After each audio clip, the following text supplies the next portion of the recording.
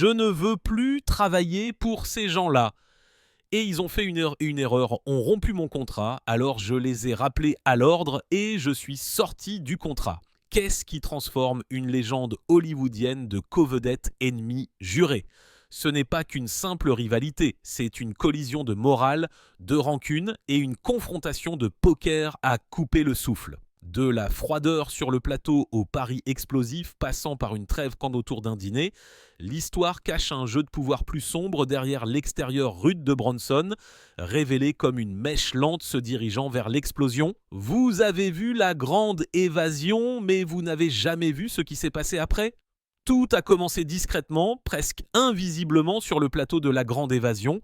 Le film lui-même était légendaire, Steve McQueen faisant des wheelings à moto, une distribution impressionnante d'hommes à poigne et James Garner plein milieu, mais derrière la caméra, l'ambiance n'était pas toujours amicale.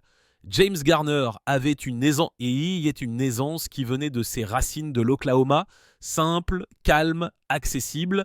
Charles Bronson, lui, était l'opposé.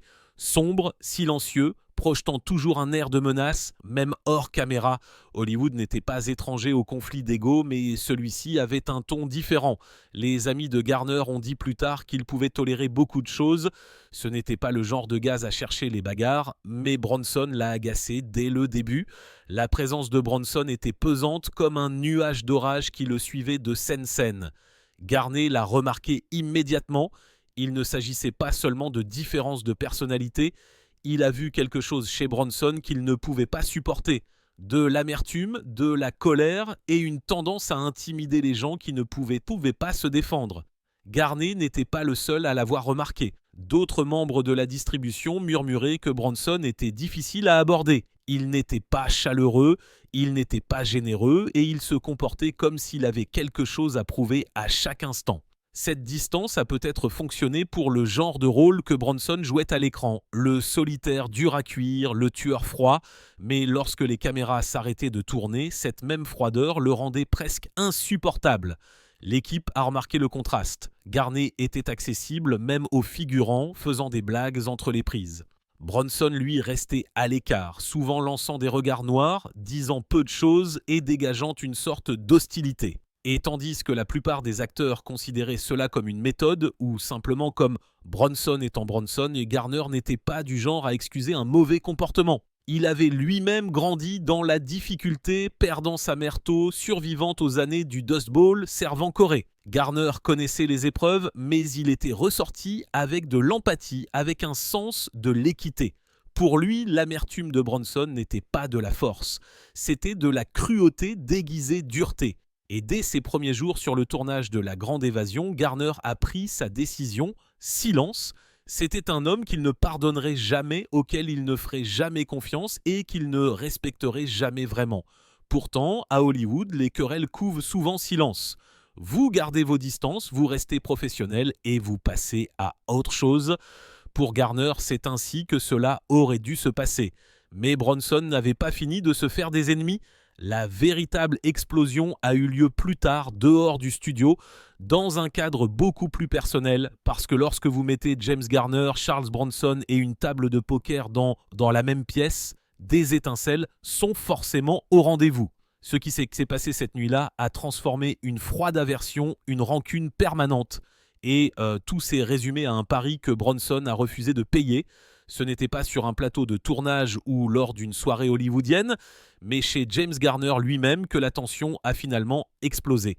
Garner était connu pour organiser des parties de poker, des réunions informelles où les acteurs, les membres de l'équipe et parfois même les figurants pouvaient s'asseoir, mélanger les jetons et s'amuser. Mais un soir, lorsque Charles Bronson a rejoint la table, les choses ont mal tourné d'une manière que personne n'a oubliée. La partie a commencé de manière légère, comme toutes les autres. Mais Bronson ne jouait pas pour le plaisir. Il avait la réputation d'être compétitif presque jusqu'à l'hostilité. Cette nuit-là, cela s'est vu. Face de lui était assis un jeune figurant, un gamin qui essayait juste de profiter de la partie. Les enjeux étaient modestes, rien de bouleversant jusqu'à ce que Bronson perde un pari contre le gamin. Ce n'était pas une question d'argent, mais d'orgueil. Au lieu de payer, Bronson a essayé de minimiser. Il voulait se sortir. Pour lui, perdre contre un inconnu était humiliant. Mais James Garner ne l'entendait pas de cette oreille. Garner a toujours cru l'équité. Un pari est un pari, aussi petit soit-il, et ce défilé n'était pas seulement mesquin, c'était irrespectueux. Aux yeux de Garner, Bronson essayait d'utiliser son statut de star pour intimider le gamin pour faire disparaître la perte. C'est alors que Garner est intervenu. Calme mais ferme, il a clairement indiqué que Bronson devait honorer le pari. Il n'allait pas le laisser intimider la table, surtout pas chez lui. La pièce est devenue silencieuse. Les gens ont retenu leur souffle. Tout le monde connaissait le tempérament de Bronson et pendant un moment, on a cru que les choses allaient dégénérer. Le regard de Bronson était glacial, sa mâchoire serrée, son orgueil bafoué. À contre-cœur, il a jeté l'argent, mais le mal était fait. Devant cette petite foule, Bronson avait été remis à sa place par James Garner et ce genre d'humiliation, surtout pour un homme comme Bronson, n'était pas quelque chose dont il pouvait simplement rire. À partir de cette nuit-là, Bronson a nourri une rancune. Des rumeurs ont circulé selon lesquelles il avait juré de ne plus jamais travailler avec Garner. Et Garner, de son côté, n'a jamais oublié ce qu'il considérait comme la véritable nature de Bronson. Amer, arrogant et prêt à écraser n'importe qui pour protéger son orgueil. Cette confrontation à la table de poker est devenue le point de rupture. L'aversion latente qui avait commencé sur le tournage de La Grande Évasion avait explosé quelque chose de personnel, d'inoubliable et d'irréversible. Et des années plus tard, lorsque James Garner a finalement raconté sa version de l'histoire, il ne s'est pas retenu. Il a mis par écrit ce que beaucoup à Hollywood ne faisaient que murmurer à propos de Charles Bronson. Pendant des décennies, James Garner a gardé son opinion sur Charles Bronson, surtout pour lui. Il n'était pas du genre à dénigrer les gens dans les interviews ou à créer des drames pour faire les gros titres. Mais lorsqu'il a publié ses mémoires, The Garner Files, il a finalement ouvert le coffre-fort et ce qu'il a écrit sur Bronson était cinglant. Garner ne s'est pas caché derrière des formulations hollywoodiennes polies.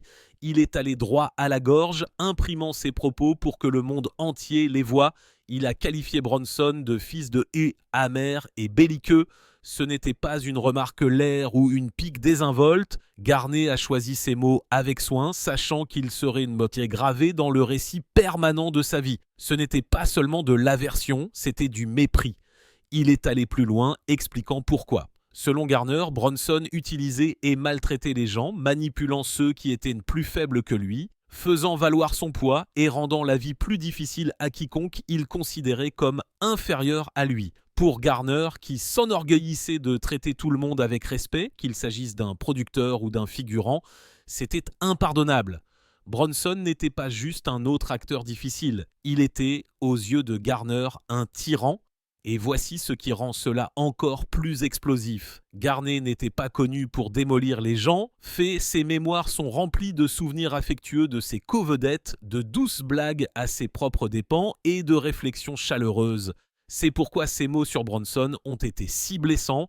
Le contraste a clairement montré qu'il ne s'agissait pas de simples commérages mesquins, c'était une blessure qui ne s'est jamais refermée.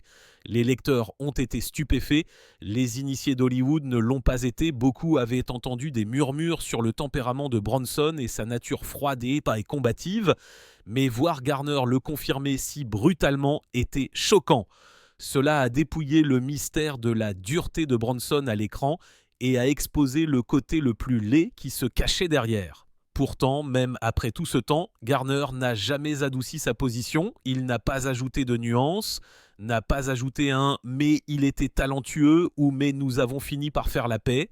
Il a laissé le jugement suspens, final, tranchant et implacable. Pour Garner, Bronson était le genre d'homme qu'on ne pardonne jamais. Mais l'histoire ne se termine pas par des mots sur une page, car contre toute attente, le destin les a remis ensemble des années plus tard d'une manière que personne n'avait prévue. Et ce qui s'est passé à ce moment-là a choqué tous ceux qui connaissaient leur histoire.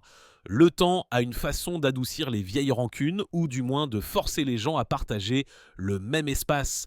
Pour James Garner et Charles Bronson, ce moment est venu des années après La Grande Évasion et longtemps après l'infâme soirée poker. Ce n'était pas sur un plateau, ce n'était pas dans une salle de réunion d'Hollywood, mais dans quelque chose de beaucoup plus ordinaire, un restaurant. Garner et sa femme Loa sont entrés pour ce qui était censé être une soirée comme les autres, mais de l'autre côté de la pièce était assis Charles Bronson avec sa femme Jill Ireland. L'atmosphère a dû changer immédiatement. Imaginez la tension de deux hommes qui pouvaient à peine se supporter privés, croisant soudainement le chemin l'un de l'autre dans un lieu public. La plupart des gens auraient fait un signe de tête poli, gardé leur distance et continué leur soirée. Mais ce n'est pas ainsi que cela s'est passé. Au lieu de cela, les deux couples ont fini par dîner ensemble. Oui, Garner et Bronson côte à côte, partageant de la nourriture et des conversations comme si des décennies d'hostilité n'avaient jamais existé. Pour les étrangers, cela avait l'air parfaitement civil. Les récits de cette nuit-là décrivent le dîner comme agréable, des sourires, des banalités, même des rires. Pour tous ceux qui connaissaient l'histoire, cela a dû être surréaliste.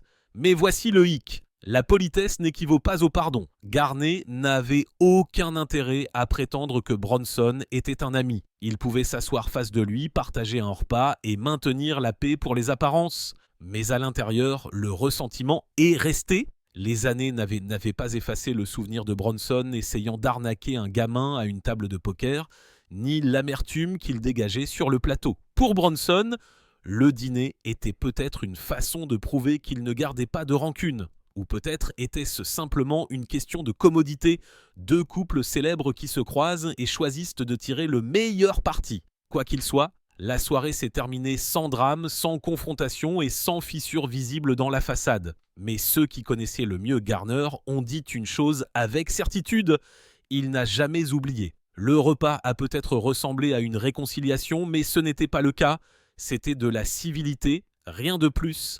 La blessure était trop profonde, le jugement trop ferme.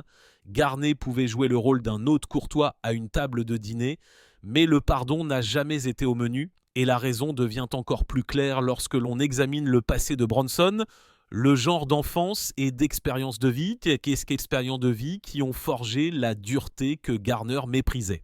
Un passé si brutal qu'il expliquait le côté tranchant de Bronson, mais ne l'excusait pas. Pour comprendre Charles Bronson, il faut regarder d'où il venait. Son extérieur dur n'était pas un rôle, il a été forgé dans l'une des éducations les plus rudes que l'on puisse imaginer. Né Charles Bekinski 1921, il était le 11e enfant d'une famille d'immigrants pauvres de Pennsylvanie, composée de 15 enfants. Son père travaillait dans les mines de charbon et lorsqu'il est mort, Bronson n'avait que 10 ans. Du jour au lendemain, Charles est devenu une autre paire de bras dans les mines, creusant dans l'obscurité pour quelques centimes par jour.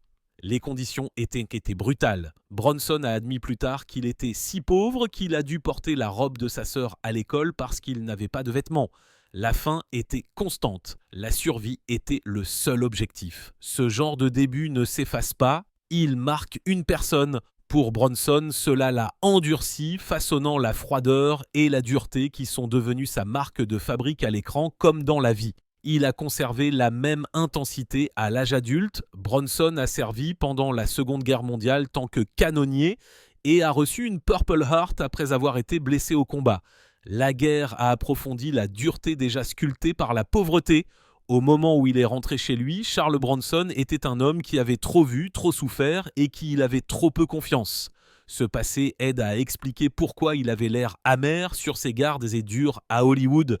Pour lui, la gentillesse pouvait ressembler à de la faiblesse. La générosité n'était pas une seconde nature. C'était quelque chose qu'il avait rarement vécu. Lorsque Garner voyait de l'arrogance ou de la cruauté, Bronson voyait probablement de la survie.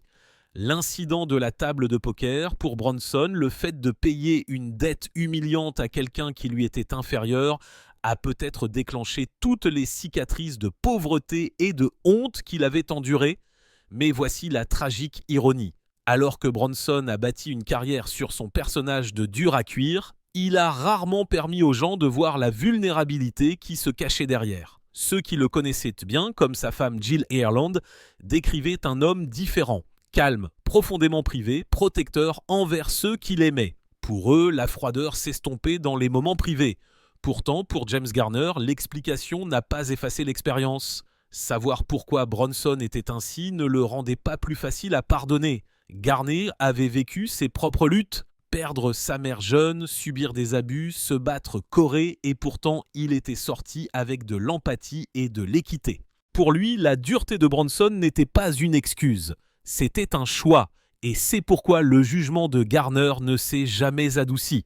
Il pouvait voir l'enfant blessé derrière les yeux, mais il voyait aussi l'adulte qui utilisait l'amertume comme une arme. Et il n'était pas le seul, car Hollywood lui-même avait ses propres murmures sur le comportement de Bronson, des murmures qui n'ont fait qu'alimenter le fossé. À Hollywood, les réputations se répandent comme une traînée de poudre. Vous n'aviez pas besoin de partager un plateau avec quelqu'un pour savoir comment il fonctionnait. Le bouche à oreille allait plus vite que n'importe quel communiqué de presse. Les membres de l'équipe parlaient aux figurants, les figurants parlaient au second rôle. Et peu de temps, le comportement d'une star est devenu de notoriété publique dans toute l'industrie.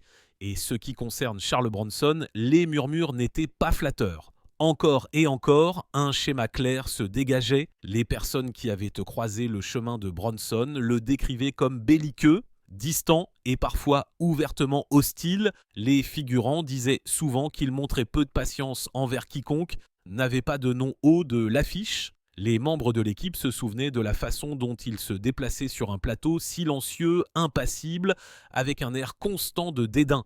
Il n'était pas intéressé par la camaraderie ou les conversations informelles, alors que d'autres acteurs plaisantaient entre les prises ou partageaient des repas avec la distribution et l'équipe. Bronson préférait la distance, gardant ses murs dressés et ses yeux attentifs. Certains ont essayé de le défendre, suggérant que son détachement venait du fait qu'il était extrêmement privé, ou peut-être d'un passé si marqué par les difficultés que s'ouvrir n'était tout simplement pas naturel pour lui. Mais les histoires les plus sombres étaient plus difficiles à ignorer. Des récits de lui gardant des rancunes, refusant des compromis et s'appuyant sur son statut de star pour obtenir ce qu'il voulait ont fait surface dans toutes les productions. Pour James Garner, ce n'était pas des rumeurs vides, c'était la confirmation de ce qu'il avait déjà vu de ses propres yeux. Et Garner n'était pas le seul. Beaucoup de pairs de Bronson le trouvaient difficile. Derrière le stoïcisme emblématique de « un justicier dans la ville » ou le courage rude des 7 mercenaires se cachait un homme dont la personnalité dans la vie réelle ressemblait d'un peu trop près à ses personnages. Les gens le décrivaient comme inaccessible, abrasif et prompt à devenir froid s'il était contesté. La description ultérieure de Garner de Bronson comme quelqu'un qui utilisait et abusait des gens n'était pas une opinion isolée. Elle faisait écho à une réputation qui avait suivi Bronson pendant des années.